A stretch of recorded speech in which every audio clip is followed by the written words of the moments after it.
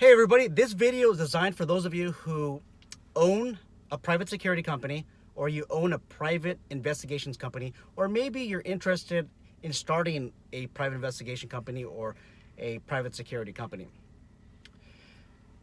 One of the things you might want to consider is having a reserve account. And a reserve account is designed for unexpected expenses.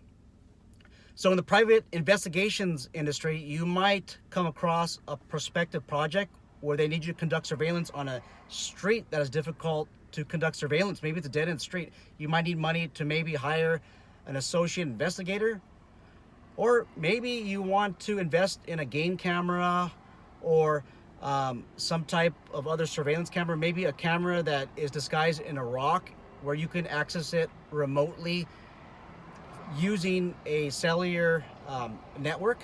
Okay, these things cost a lot of money, and when I mean a lot of money, I'm talking about maybe about $1,000 or so, maybe more. Okay, this is just a rough estimate.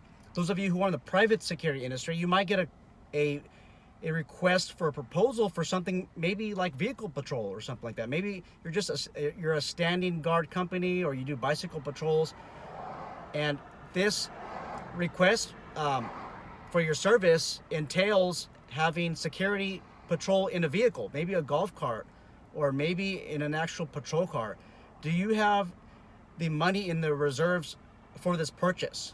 If you don't, you might be missing out on an awesome opportunity. And it's happened to me a couple of times where I have had almost nothing in the reserves and I couldn't carry out this contract.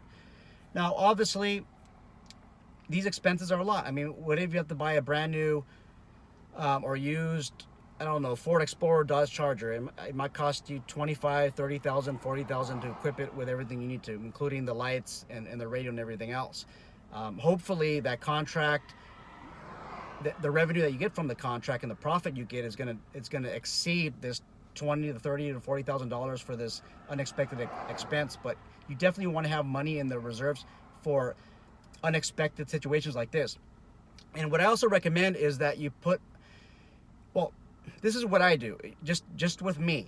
And I'm not giving you any financial advice. I'm not a financial advisor. Some of the financial terminology is probably wrong that I'm discussing, but the importance of this is so that you bring the subject matter that I'm discussing in this video and you bring it to somebody who knows a lot more than me, a financial planner, advisor, you name it, a business professional, somebody that can help you, guide you in this process. So what I do is I put 10% of my reserves into an index fund, so something along the lines of a S&P 500 funds. And there's a lot of index funds that copy the S&P 500, the Standard & Poor's 500, and some of you might be wondering, well, what if it goes to zero? Yes, it could totally go to zero. But remember, the S&P 500 is the top 500 financial, I want to say, the top 5 businesses out there that are making the most revenue. I think that's the top 500. So if they all go out of business, okay, then yeah, it will go to zero. But I mean, what's the chances of that happening? Your chances of you profiting from this S&P 500 is a lot greater. Second, cryptocurrency. Okay, I got in luckily about 3 years ago. I like Bitcoin, Ethereum, Litecoin, Cardano, Binance, Polkadot, and VeChain, and there's a bunch of other cryptocurrencies, projects that I love, and Neo that I love, that I don't mind investing in, and that's going to be part of my 10% reserve portfolio. Okay, yes, it could go to zero. The last 3 years it has not went to zero. There's some investments that I made. I mean, you're only talking maybe $500 or so that it went to maybe $40, but that was one of the only ones. Everything else is in the green right now. So yes, you could lose everything, but any investment is a risk. Okay, those who are willing to risk a little bit more, you're able to come up on top most of the time better than everyone who's not willing to take that risk. Now, if you're a reserve with your money, that's okay. We need people out there in the world that are reserved too. If you just let your reserves sit on the US dollar, remember there's inflation. In 2021, they're talking about perhaps a 3% inflation. So your $100 might be worth $97 by the end of 2021.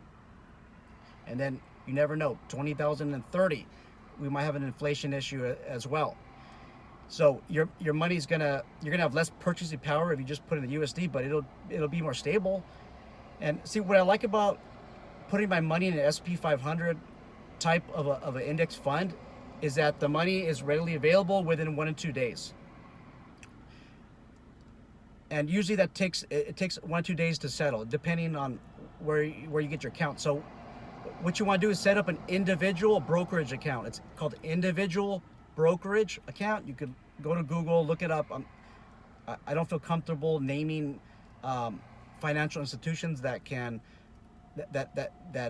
that resolve this problem, but just go out there on your own and look for individual brokerage account, S&P 500 funds.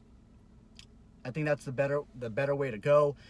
It takes about 1 to 2 days. Cryptocurrency, you could liquidate your assets rather quickly, and you're talking about within maybe 5 minutes, 10 minutes, 15 minutes, and then you can convert that to another cryptocurrency, and then convert it to you send it over to a crypto exchange, and then you convert that to the cryptocurrency to the US dollar. It is a little bit of hassle. I don't recommend this for newbies. I mean, you definitely need to do your research on cryptocurrencies. And yes, you guys, definitely your $50,000 Bitcoin can definitely sink down to 56,000, 50, 40, 30, and it could go to zero. That's always a possibility. But if you just allocate 10% of your reserves to cryptocurrency, and cryptocurrency goes to zero, okay, so now you have 90%. Okay, and hopefully your index funds would bring you back over to that 100% reserves that you have. Okay, obviously everything that we do is a risk. So give or take about 20%.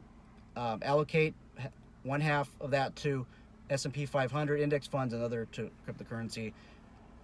I'm more of a risk taker. If you're not a risk taker, then obviously don't replicate my strategy. I want to reiterate, I'm not a financial advisor.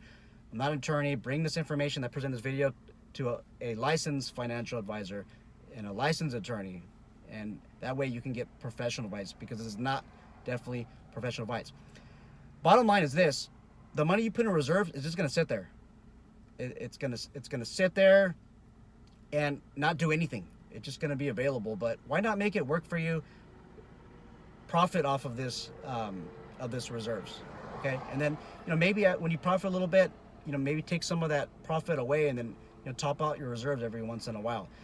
In another video, I'm going to talk about if one of your employees or yourself, if you present some type of exposure for loss, maybe you did something wrong, or you're negligent and somebody's about to sue you. Well, there's a way that you can present them with a settlement form and offer them green on the spot. I mean, you're talking about cash on the spot, and they would settle and compromise with you on the spot when they're in a position to most likely accept that. And obviously, if they're intoxicated or under the influence, they can't make these type of agreements. But this is something that I'm going to talk about in another video that I learned from Gordon Graham. Those of you who are especially in law enforcement management, you probably took some courses from Gordon Graham. He's one of the owners of Lexipol, and he offers a solution. This guy's a sergeant, retired sergeant from the California Highway Patrol, and he's a licensed attorney, and this is one of the strategies that he used to mitigate loss. Hope you like this video. Like, subscribe, share, press the bell notification button. If you guys have any questions, comments, or concerns, please do not hesitate to comment below. Thank you very much, and be safe out there.